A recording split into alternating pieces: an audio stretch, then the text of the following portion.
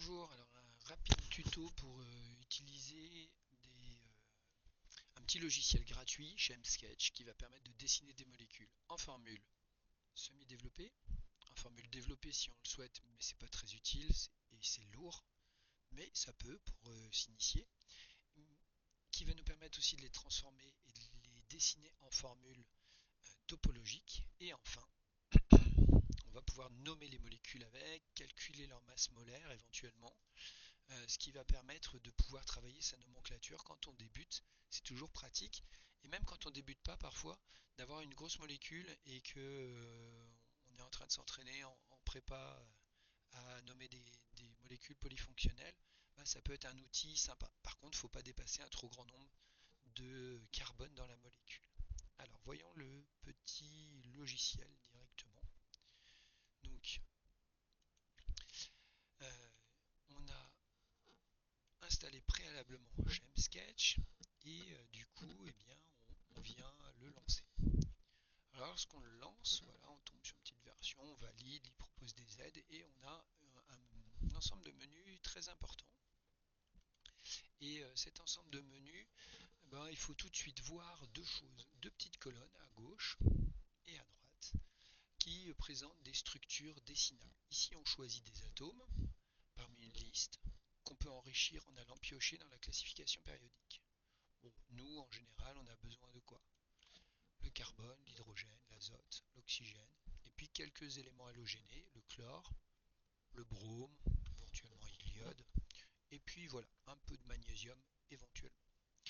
En bas, on trouve un petit outil de texte, donc ça crée une zone de texte dans l'écran, et puis là, on va pouvoir se faire un petit exemple. Donc, on est en formule semi-développée. Alors, en formule semi-développée, c'est pas le mode initial du logiciel. Donc là, je vous montrerai juste après comment pouvoir avoir accès à ce dessin. Donc ici, on va pouvoir utiliser l'outil dessin. On va prendre un atome. Ici, un outil de sélection où on peut faire tourner les objets. Donc on choisit ici l'outil de sélection. On choisit un atome. On arrive sur un petit mode de dessin. Donc atome par atome. On clique à l'endroit où on veut rajouter, on tire et on rajoute notre molécule. Une seconde option, c'est de dessiner une chaîne directement qui est bien calibrée. Et vous voyez, on a des représentations semi-développées. Lorsqu'on souhaite rajouter un atome, on prend l'atome voulu, on l'ajoute et on fait attention au menu. Alors moi, les oxygènes, quand je les rajoute, j'en rajoute qu'un en général, donc je choisis ce menu-ci. Si on veut maintenant, dans notre dessin, créer des liaisons multiples, par exemple ici un groupe fonctionnel aldéhyde, eh bien il suffit de cliquer sur la liaison. Donc le logiciel est en anglais, les liaisons ça va être des bands, B-O-N-D, rien à voir avec les spions du même nom. Mais c'est comme ça qu'on va rajouter ici des liaisons multiples et automatiquement les H vont s'ajuster. On peut rajouter aussi des liaisons entre carbones, il faut aller chercher la liaison entre les deux et vous voyez l'ajustement est fait.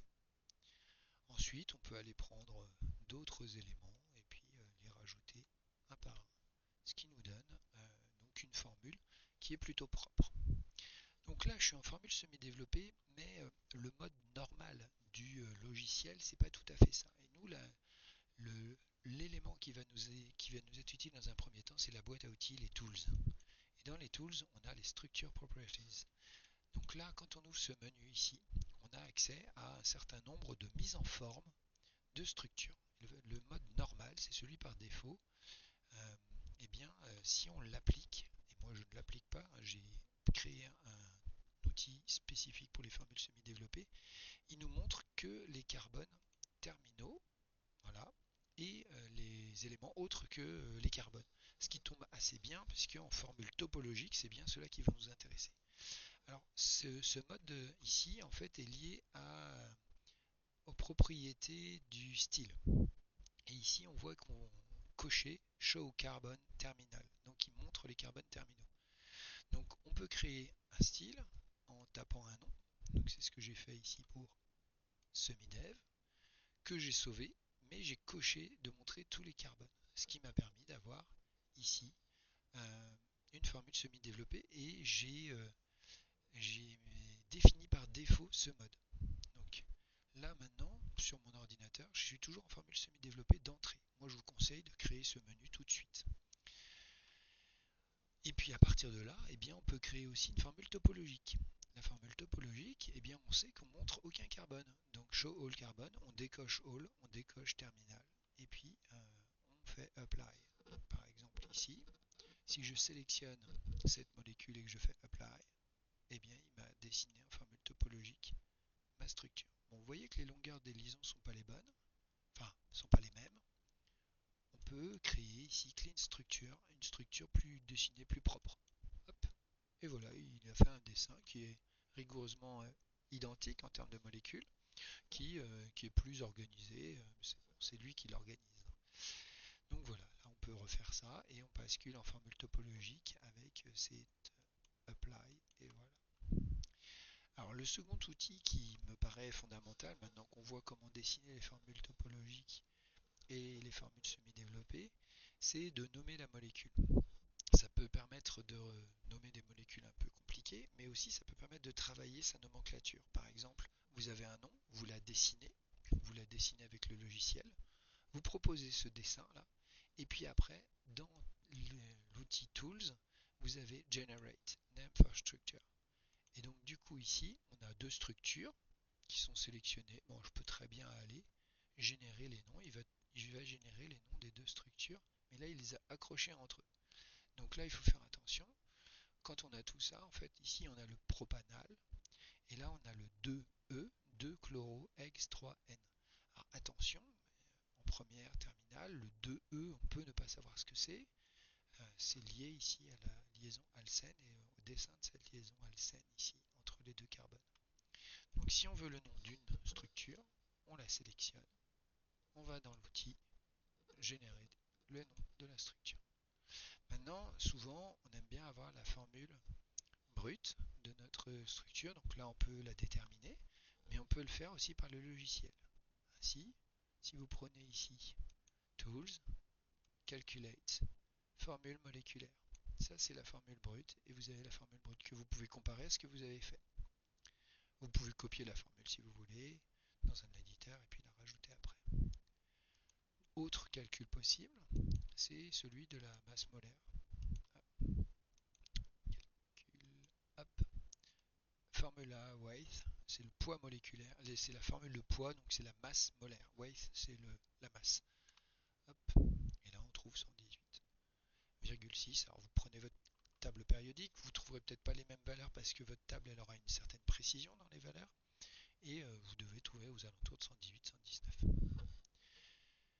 Donc voilà, avec ce petit outil, avec ce petit logiciel, on peut faire des petits dessins sympas. Ça permet de faire des belles présentations aussi quand on veut mettre des formules dans un projet, par exemple en filière STL, ou dans un TIPE quand on est en prépa. Là-haut, vous avez des petits outils de dessin, un plus quand vous voulez faire une réaction chimique. Si vous mettez une flèche, mince, hop, si vous mettez une flèche de réaction, vous pouvez lui rajouter ici des petits éléments au-dessus, en dessous de la flèche, et puis il y a des choses qui sont notées déjà voilà, base, en haut on peut mettre qu'on chauffe, voilà, vous pouvez rajouter plein de petits trucs, et ça vous fait une présentation qui est jolie. Donc je vous encourage à l'utiliser abondamment, et puis après peut-être vous former pour voir ce qui se passe dans les molécules. Alors là je vais prendre une molécule, je vais la repasser en formule semi-développée, et hop, tac, et je vais aller voir ce qui se passe ici avec le 3D Viewer. Donc là on va aller voir en 3D la molécule,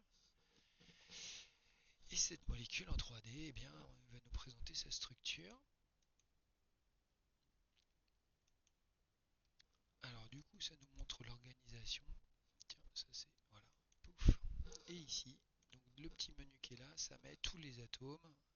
C'est une optimisation 3D qui doit être faite, sinon on voit pas tout, on voit que la chaîne en fait.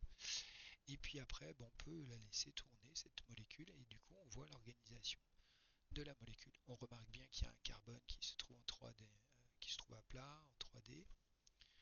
Et puis là on a des formes avec les différentes présentations représentation qui sont ici, là, qui montrent le nuage électronique, ou juste les liaisons, le modèle dit éclaté, c'est-à-dire en supposant que les atomes ne sont pas liés ensemble, et on a le modèle compact. Voilà, donc là on retrouve tout avec les natures des liaisons, double liaison, etc. Donc ça c'est un outil qui est sympa pour visualiser un petit peu les molécules dans l'espace. Donc j'espère que vous aurez trouvé ce petit outil enfin, intéressant. Téléchargez-le et puis maintenant faites-nous des belles molécules et puis entraînez-vous à bien nommer la molécule. Voilà, en espérant que ça vous soit utile et puis que la prise en main soit pas trop dure. À bientôt.